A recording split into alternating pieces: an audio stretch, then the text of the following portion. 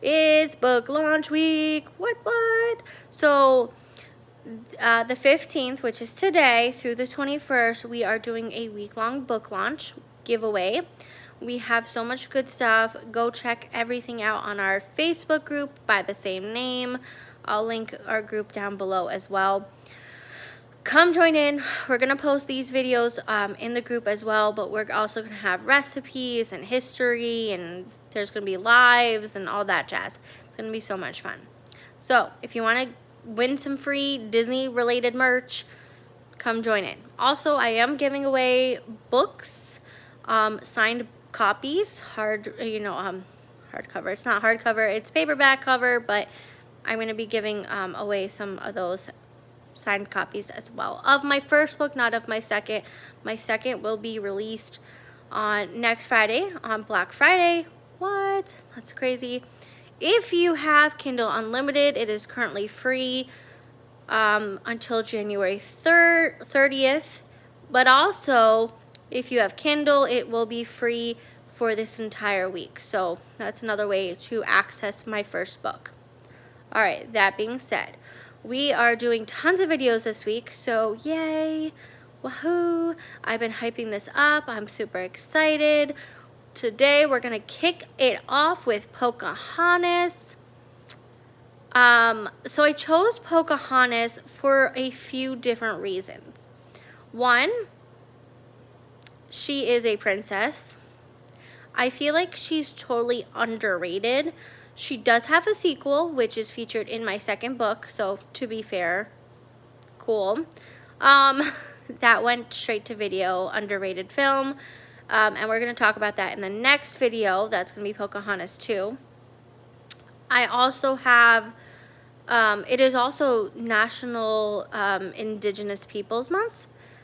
So the whole month is dedicated to learning about different tribes and heritage related to Northern America specifically, although other continents have their own indigenous people. So, yes, it is also Thanksgiving coming up. And we Americans generally associate Thanksgiving with the thanks to the natives and the pilgrims, right? And so while that is very not fully accurate, I'm not going to go into that. You guys can look up the history. I'm not going to have time for that. But we can be grateful for the tribes that were here before. The tribes that were here before have beautiful cultures, and we should honor them all the time, but we should really take this month to honor them, and learn more about each and everyone's history and bring awareness to things that are currently going on, because there is a lot that is happening. So, that being said, there's my intro. Let's go check out the Easter eggs and the hidden Mickeys, and I'll see you very shortly. So Pocahontas actually begins in London in 1619. And of course, in typical Disney fashion, there is a storm, but the colonizers, the crew from England, do make it safely to the New World, aka Virginia, United States as of modern day. Anyway, the movie switches between two points of view, one from the settlers, aka the colonizers, the Englishmen settling down in what will then be known as Jamestown, Virginia, and then the Native American tribe, right? So it does break down. Now, you will see often throughout this film, a lot of the hidden Mickeys are, as with most films, very natural when it comes to either fruits, water, bubbles, flowers even, rocks. So I'm not going to post every hidden Mickey, because there are a lot. You can always go buy my book, but here are just some of a few, as well as hidden Easter eggs.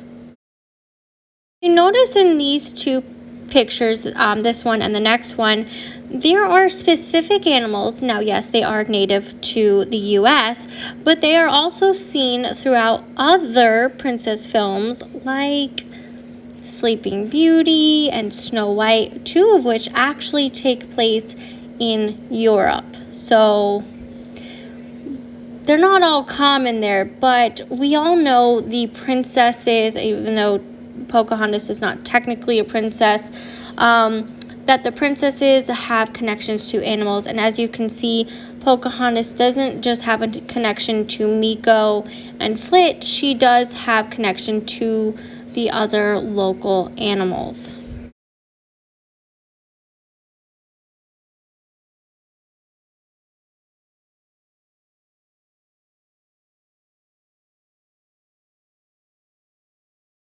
This Easter egg actually ends up coming after this film in Frozen and Cinderella. I want to say it's Cinderella 3.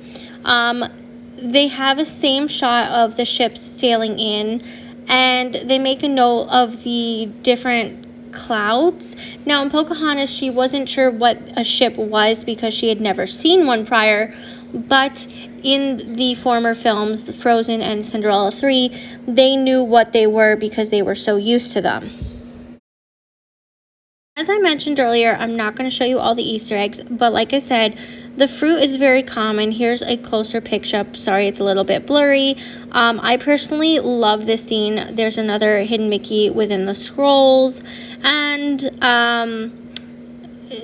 what's his name? He has what looks like an Aztec chair, designed chair, which would be similar, if not the same, to the Emperor's New Groove.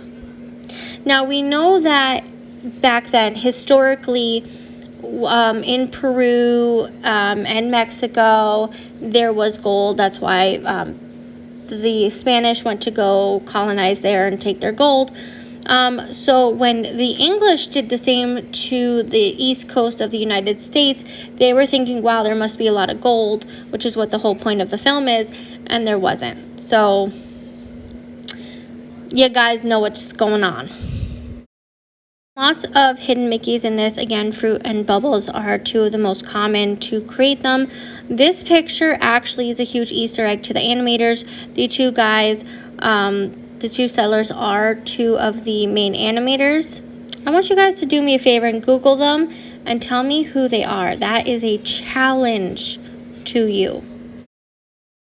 Holes create Easter eggs. They're digging up for gold. And then in this one, he created these sculptured bushes, which, by the way, Edward Scissorhand does, which came much later. But, I mean, the timeline of Edward Scissorhand came later. The actual film came before Pocahontas. So, just make a note of that. The next set of photos are hidden Mickeys within the flowers and lots of bubbles. Because Pocahontas is in and out of the water quite often, there are a lot of hidden Mickeys. So have fun searching. Again, you can get my book and I tell you where they are. And again, in fruit on the table, more water. Just more water. Anyway, that is the end of the hidden Mickeys.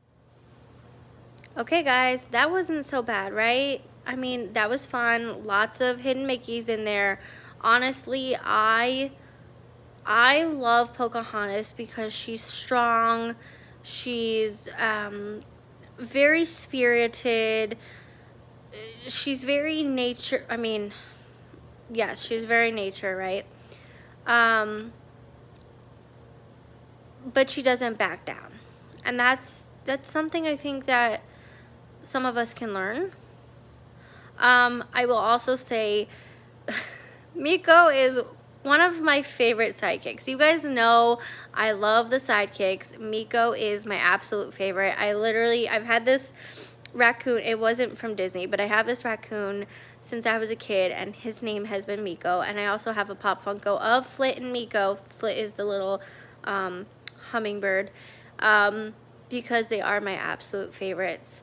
There's something about Pocahontas herself that is so powerful, right? Just so powerful, just so spiritual, so beautiful. And like I said, there's a very dark side to her true story, what really happened to her. Very tragic. I'm going to do a dark side series come October 2022. So please stay tuned for that, because there's quite a lot of dark side. I think it'll be perfect for our spooky season. But Disney did romanticize Pocahontas. She looks way older than she really is.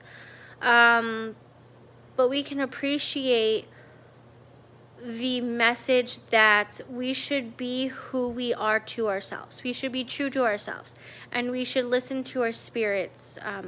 For her, spirit guides, right? But we shouldn't feel like we should be forced because of traditions and culture. And there's also some lines, especially by Chief Powhatan, who is Pocahontas's father, that really still resonate today, despite this being, so first of all, it's set back in the 1619, right? So this was back when the English were colonizing the East Coast, specifically Virginia, but this film was made in the 90s. Okay, you have to understand the culture, how do I explain this? What was accepted back in the 90s is not the same things that were generally accepted now, right? So we've learned a lot of things. People are more aware of what's going on right now, as some people like to call it, the woke culture, the woke. There's a line by Chief Powhatan that really just truly resonates, and that's probably the best line of all that is still relevant today. Okay, if you can name it, put it down in the comments, because it's quite a powerful message. It's very powerful to what actually happened to tribes in, North America, the U.S. specifically.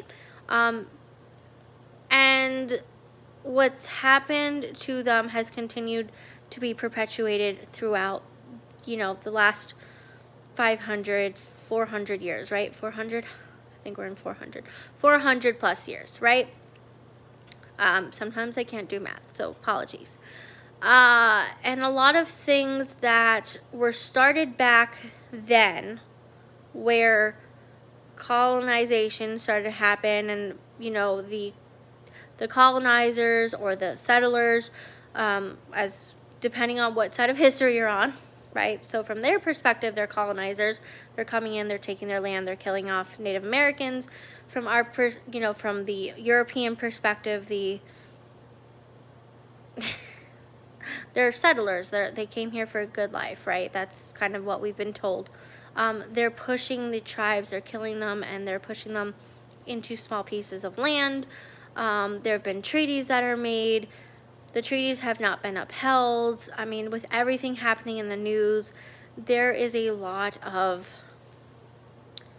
dark things that have happened, right? And I'm talking more modern day, but this did actually start back then, right? So just be aware that that is happening. I will again go through all of this in a longer video of the dark side of the true story of Pocahontas in October of 2022. We're getting way ahead of ourselves, but I wouldn't say it's an interesting story. It's very sad, but I think it's important to understand that things do have a dark side. And I know some of you guys are very interested in it. I've had a few people tell me that I should write a book on this. Maybe I will. I don't know. We'll see. It's on my mind. But we will see. All right, that being said, I hope you all have a terrific day. I hope to see you on our Facebook group or our TikTok. I'll see you soon.